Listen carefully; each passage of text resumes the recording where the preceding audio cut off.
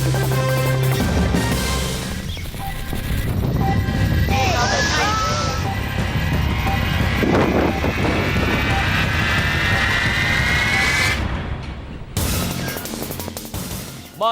bahagi ng Kabisayaan ang walang kuryente matapos manalasa nga ang super bagyong si Yolanda.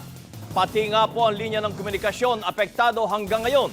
Nagpapatrol si Alvin L. Chico.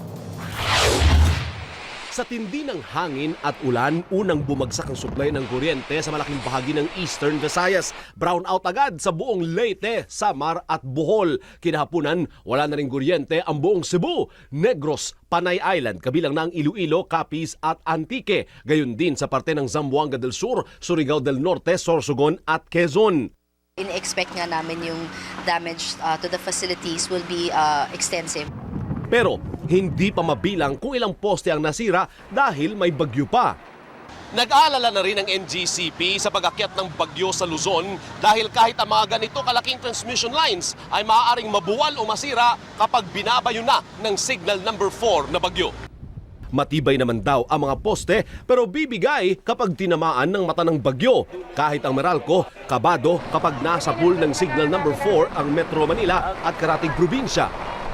Pag medyo kamukha ng bagyong Milenyo or Rosing, talagang meron niyang impact. May posibilidad talaga na magkaroon ng damage sa aming facilities.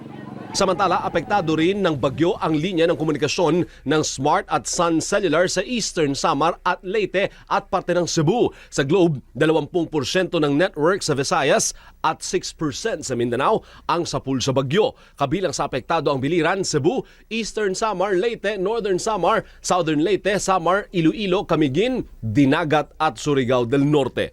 Alvin L. Chico, Patrol ng Pilipino.